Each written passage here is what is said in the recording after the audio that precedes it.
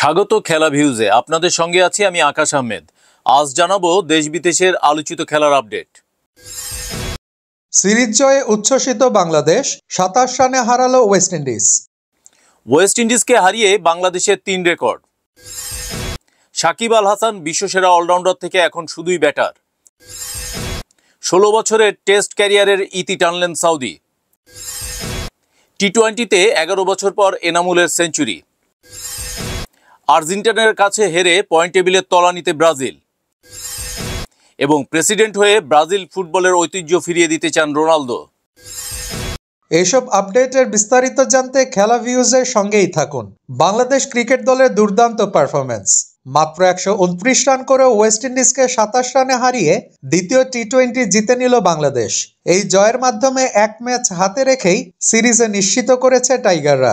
মাঝারি স্কোর হলেও বোলারদের অসাধারণ পারফরমেন্সে বাংলাদেশ দাপট দেখিয়েছে। ক্যারিবিয়ানরা মাত্র 102 রানে অল আউট হয়ে যায়। শেষ দিকে তানজিম হাসান সাকিবের ঝলক এবং রিশাদ হোসেনের জোড়া উইকেট বাংলাদেশকে জয়ের পথে নিয়ে আসে। 18তম ওভারে আলজারি জোসেফকে ফিরিয়ে ওয়েস্ট ইন্ডিজের 9ম উইকেট তুলে নেন তানজিম। তার করা বলে কট অ্যান্ড বোল্ড হয়ে সাজঘরে ফেরেন জোসেফ। ম্যাচের এই মুহূর্তে ক্যারিবিয়ানদের স্কোর ছিল 9 উইকেটে 98। শুরু থেকে ব্যাট হাতে বিপর্যয়ে পড়ে ওয়েস্ট ইন্ডিজ। প্রথম 6 ওভারেই 4 উইকেট হারিয়ে ধুঁকছিল তারা। ওয়েস্ট ইন্ডিজের ইনিংসে শুরুর গল্পটাই ছিল বাংলাদেশি বোলারদের দাপট। তাসকিন আহমেদের অসাধারণ স্পেলে তৃতীয় ওভারে ব্র্যান্ডন কিং ও আন্দ্রে ফ্লেচারকে আউট করে শুরুটা দুর্দান্ত করেন তিনি। ষষ্ঠ ওভারে মেডেন দিয়ে নিকোলাস পুরানকেও ফিরিয়ে দেন মাহদি হাসান। পাওয়ার প্লেতে মাত্র 32 রানে 4 উইকেট হারায় ক্যারিবিয়ানরা। তাসকিনের বলে লিটন দাসের হাতে ক্যাচ দিয়ে সাজঘরে ফিরেন কিং এবং ফ্লেচার। মাঝখানে রস্টন চেস ও আকিল হোসেন কিছুটা প্রতিরোধের চেষ্টা করলেও তা খুব বেশি দীর্ঘস্থায়ী হয়নি। 15 ওভার শেষে ওয়েস্ট ইন্ডিজের রান ছিল 6 উইকেটে 66। সপ্তম উইকেটে চেস ও আকিল 39 বলে 24 রান যোগ করেন। তবে রিশাদ হোসেনের 1 ওভারে চেস ও গুদাগেশ মতি আউট হওয়ার পর পুরো ম্যাচ হাতছাড়া হয়ে যায় ক্যারিবিয়ানদের। রোস্টন চেস 34 বলে 32 রান করে বোল্ড হন এবং গুদাগেশ মতি গোল্ডেন ডাক মেরে ফেরেন। বাংলাদেশের বোলিং আক্রমণে বিশেষভাবে উল্লেখযোগ্য ছিলেন তানজিম হাসান সাকিব, তাসকিন আহমেদ, মাহদি হাসান এবং রিশাদ হোসেন। 18তম ওভারে 98 রানে 9ম উইকেট হারানোর পর শেষ উইকেটের পতন ঘটে 102 রানে। বাংলাদেশ 27 রানের জয় তুলে নেয়। এর আগে ব্যাটিংয়ে বাংলাদেশের স্কোরও ছিল মাঝারি। শামীম হোসেন পাটোয়ারির ঝোড়ো ইনিংসে দলকে সম্মানজনক অবস্থানে নিয়ে যায়। প্রথম ইনিংসে 20 ওভারে 7 উইকেটে 129 রান করে বাংলাদেশ। শামীম হোসেন অপরাজিত 35 রানে ইনিংসে 2-4 ও 2 ছক্কা হাঁকান। মেহেদী হাসান মিরাজ করেন 26 রান। তবে অন্য ব্যাটসম্যানরা বড় ইনিংস খেলতে পারেননি। শামীমের ইনিংসে শেষ দিকে ছক্কা হাঁকানোর দৃশ্য। ওয়েস্ট ইন্ডিজের হয়ে গুদাকেশ মতি 2টি উইকেট নেন। তবে বাংলাদেশের বোলিং আক্রমণের সামনে তাদের ব্যাটিং একেবারেই ব্যর্থ। এই জয়ের মাধ্যমে এক ম্যাচ বাকি থাকতেই সিরিজে জিতে নিল বাংলাদেশ। বোলারদের দুর্দান্ত পারফরমেন্সই মূলত এই জয়ের প্রধান কারণ। এখন প্রশ্ন, শেষ ম্যাচেও কি এই ফর্ম ধরে রাখতে পারবে টাইগাররা? জানতে আমাদের সঙ্গেই থাকুন। বাংলাদেশ যে 7 রানে ম্যাচটা জিততে পেরেছে সেই ভিড়টা আগেই গড়ে দিয়েছিলেন মেহেদী হাসান। ম্যাচ সেরা এই স্পিনার 4 ওভারে 13 রানে নিয়েছেন 4 উইকেট। এটি তার ক্যারিয়ার সেরা বোলিং। এর আগে 2021 টি-20 বিশ্বকাপে স্কটল্যান্ডের বিপক্ষে 19 রানে 3 উইকেট ছিল এতদিন তার সেরা বোলিং। তার সেরা বোলিংয়ের দিনে জিতেছে বাংলাদেশও। ম্যাচের তৃতীয় ওভারে বোলিংয়ে আসেন মেহেদী, এসেই তুলে নেন নিকোলাস পুরানের উইকেট। পঞ্চম ওভারে 12 বলে 20 রান করা জনসন চার্লসকে ফেরানোর পর সপ্তম ওভারে আন্দ্রে ফ্লেচার ও রোস্টন চেসকে ফিরিয়ে নিজের ঝুলিতে 4 উইকেট পুরে নেন এই স্পিনার। ওয়েস্ট ইন্ডিজের বিপক্ষে প্রথম টি-20তে প্রথম বলেই আউট হয়েছেন লিটন দাস। তার এমন ব্যাটিং ব্যর্থতার দিনে অবশ্য কিপিংয়ে দেশের হয়ে রেকর্ড গড়েছেন তিনি। আন্তর্জাতিক টি-20তে বাংলাদেশের হয়ে এক ম্যাচে সর্বোচ্চ 5টি ডিসমিসালের কীর্তি গড়েছেন তিনি। এতদিন এই কীর্তি ছিল মুশফিকুর রহিমানের দখলে। 2007 সালে উইন্ডিজের বিপক্ষে 3টি ডিসমিসাল পেয়েছিলেন তিনি। 3টি করে ডিসমিসালের কীর্তি রয়েছে নুরুল হাসান সোহান 2 বার ও লিটনেরও। তবে সেন্ট ভিনসেন্টে সোমবার এককভাবে এই রেকর্ডটি নিজের করে নিলেন লিটন। নিকোলাস পুরানকে স্ট্যাম্পিংয়ের পর Roston Chase, Andre Fletcher, Gudakesh Motie ও রহমান পাওয়েলের ক্যাচ নিয়ে তাদের সাজঘরে ফেরার পথ করে দেন লিটন। বোলারদের দিনে ব্র্যান্ডন কিংকে ফিরিয়ে বাংলাদেশের হয়ে প্রথম আঘাত করেছিলেন তাসকিন আহমেদ। জোড়া শিকারের দিনে রেকর্ড ছুঁয়েছেন তিনিও।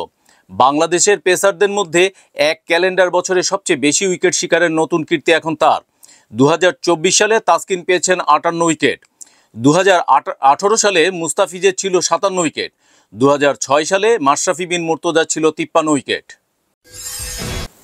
ইংল্যান্ড ও ওয়েসেলস ক্রিকেট বোর্ড ইসিবি কর্তৃক বোলিং অ্যাকশন ত্রুটিযুক্ত ঘোষণা হওয়ায় আন্তর্জাতিক ক্রিকেট ও দেশের বাইরে কোনো ধরনের ক্রিকেটেই বোলিং করতে পারবেন না সাকিব আল হাসান।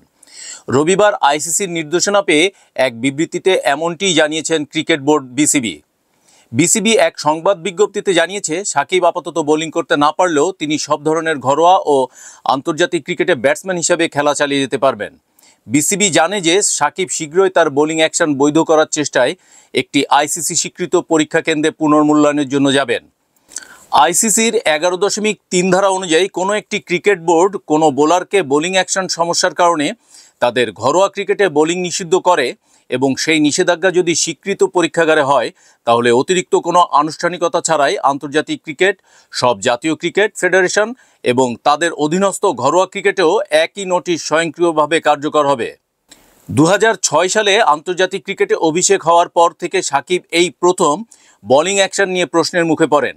গত সেপ্টেম্বরে কাউন্টি ক্রিকেট খেলতে গিয়ে তার অ্যাকশন নিয়ে প্রশ্ন তোলেন আম্পায়াররা। 2রা ডিসেম্বর ইংল্যান্ডের লাফবোরো ইউনিভার্সিটির মেডিকেল বিভাগে বোলিং অ্যাকশনের পরীক্ষা দিয়েছিলেন সাকিব। ওই পরীক্ষার ফল ত্রুটিযুক্ত আসায় সাকিবের উপর প্রথমে বোলিংয়ের নিষেধাজ্ঞা দেয় ইসিবি। সাকিব বর্তমানে খেলছেন লঙ্কা টি10 টুর্নামেন্টে গল মার্ভেলসের হয়ে। সেখানে আইসিসির ঘোষণা আসার আগে একটি ম্যাচে বোলিং করেছেন সাকিব, তবে সামনের ম্যাচগুলিতে আর বোলিং করতে পারবেন না। সাকিবকে এখন অস্ট্রেলিয়া, ইংল্যান্ড বা যে কোনো একটি স্বীকৃত বোলিং অ্যাকশন পরীক্ষাগারে শরণাপন্ন হতে হবে। সেখানে বোলিং অ্যাকশন পরীক্ষা দিয়ে ত্রুটিমুক্ত হতে হবে। আপাতত তিনি শুধু ব্যাটসম্যান হিসাবেই লঙ্কা টি10 টুর্নামেন্ট বা অন্য যে কোনো টুর্নামেন্টে খেলবেন। অবশ্য বাংলাদেশের সাকিবে বোলিং করতে কোনো বাধা নেই। 2008 সালে ইংল্যান্ডের বিপক্ষে টেস্ট ক্রিকেটে অভিষেক হয় নিউজিল্যান্ডের পেস বোলার টিম সাউদির। জাতীয় দলে অভিষেকের পর ধারাবাহিক পারফর্ম করে নিজেকে অনন্য উচ্চতায় নিয়ে যান সাউদি। 2024 সালে সেই ইংল্যান্ডকে হারিয়েই নিজের টেস্ট ক্যারিয়ারের শেষ করলেন সাউদি। ক্যারিয়ারের প্রথম টেস্ট ম্যাচে সাউদির দল হেরেছিল 121 রানে আর শেষ ম্যাচটা জিতলেন 423 রানে। ইংল্যান্ডের মাঠে ইংল্যান্ড সিরিজটাই ক্যারিয়ারের শেষ, এটা আগেই জানিয়ে দিয়েছিলেন টিম সাউদি। সতীর্থদের টার্গেট ছিল সিরিজ জিতে সাউদিকে বিদায় জানানোর, কিন্তু সিরিজে 2-1 ব্যবধানে হেরে যায় নিউজিল্যান্ড। ক্যারিয়ারের শেষ ম্যাচে সাউদি ব্যাট হাতে 25 রান করার পাশাপাশি বল হাতে শিকার করেন 2টি উইকেট। 16 বছরে 160টি টেস্ট ম্যাচে অংশ নিয়ে সাউদি 391 উইকেট শিকার করেন আর ব্যাট হাতে 60টি 50 সাহায্যে করেছেন 2245 রান। জাতীয় ক্রিকেট লিগের টি20 আসরে দীর্ঘ 11 বছর পর সেঞ্চুরি পেলেন এনামুল হক বিজয়। বিজয় দিবসে জন্ম হওয়া এনামুল 2012 সালে বিজয়ের মাসে ওয়ানডে ক্যারিয়ারের প্রথম সেঞ্চুরি হাঁকান। 2013 সালের ডিসেম্বরে বিজয় দিবস টি20 কাপে হাঁকান সেঞ্চুরি। সেবার সিলেটে প্রাইম ব্যাংকের হয়ে মোহামেডানের বিপক্ষে 63 বলে 105 রান করেছিলেন এই ডানহাতি ব্যাটসম্যান। এতদিন স্বীকৃত টি20তে সেটাই ছিল এনামুল হক বিজয়ের একমাত্র সেঞ্চুরি। 11 বছর পর সেই সিলেটেই স্বীকৃত টি20তে হাঁকালেন দ্বিতীয় সেঞ্চুরি। সিলেট আন্তর্জাতিক ক্রিকেট স্টেডিয়ামে জাতীয় টি20 লিগে খুলনা বিভাগের হয়ে ঢাকা বিভাগের বিপক্ষে 67 বলে 101 রানের অনবদ্য ইনিংস খেলেন বিজয়। গতকাল 32তম জন্মদিন উদযাপন করা এই ব্যাটসম্যান মঙ্গলবার 10টি 4 আর 5টি ছক্কার সাহায্যে 3 অঙ্কের ম্যাজিক ফিগারে স্পর্শ করেন। এনামুল হক বিজয়ের সেঞ্চুরিতে 3 উইকেটে 180 রান করে খুলনা। রান তারায় 4 উইকেটে 159 রান তুলে 21 রানে হেরে যায় ঢাকা বিভাগ। 5 ম্যাচে দ্বিতীয় জয়ে শেষ 4-এ ওঠার সম্ভাবনা বাঁচিয়ে রাখল খুলনা। অন্যদিকে সমান ম্যাচে চতুর্থ হারের দেখা পাওয়া ঢাকার সমীকরণ কঠিন হয়ে গেল অনেকটাই।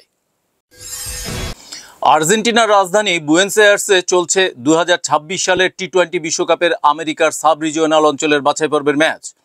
বাছাই পর্বের ম্যাচে সোমবার নিজেদের শেষ ম্যাচে মুখোমুখি হয়েছিল ব্রাজিল ও আর্জেন্টিনা।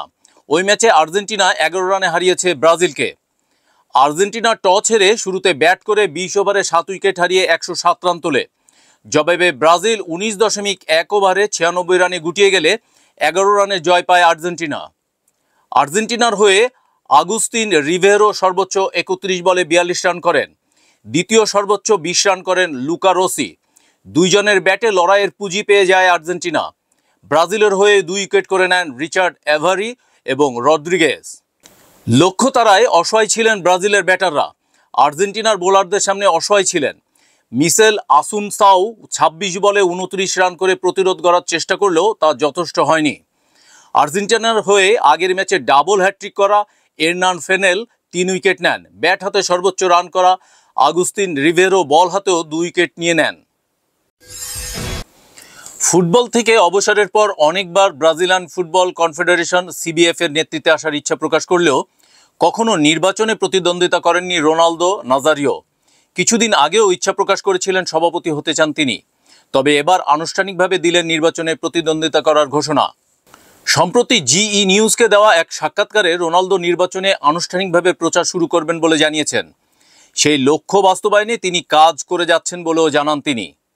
২০২৫ সালের মার্চ থেকে ২০২৬ সালের মার্চের মধ্যে সিবিএফ এর সভাপতির পদে নির্বাচন অনুষ্ঠিত হওয়ার কথা রয়েছে। সিবিএফ এর নির্বাচনে অংশ নিতে হলে রোনালদোকে অন্তত ৪টি রাজ্য ফেডারেশন এবং ৪টি ক্লাবের সমর্থন পেতে হবে। রাজ্য ফেডারেশন ও ক্লাবের সমর্থন নিশ্চিত করতে রোনালদো ব্রাজিল জুড়ে সফর শুরু করার পরিকল্পনা জানিয়েছেন।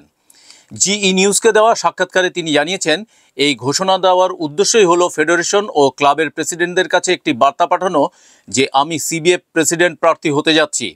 আমার চমৎকার কিছু পরিকল্পনা রয়েছে। ভোটের আগে আমি প্রত্যেকের সঙ্গে ব্যক্তিগতভাবে কথা বলতে চাই। আমি ব্রাজিলের বিভিন্ন জায়গায় ভ্রমণ করব এবং তাদের মতামত জানার চেষ্টা করব।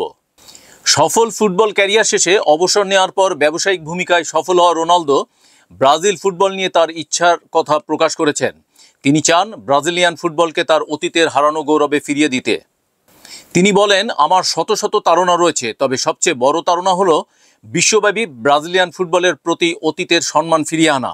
রাস্তায় সবচেয়ে বেশি যা শুনি তা হলো মানুষ আমাকে আবার খেলতে অনুরোধ করে, কারণ জাতীয় দলের বর্তমান অবস্থা মাঠের ভেতরে এবং বাইরে দু জায়গায় খুবই একটা ভালো নয়।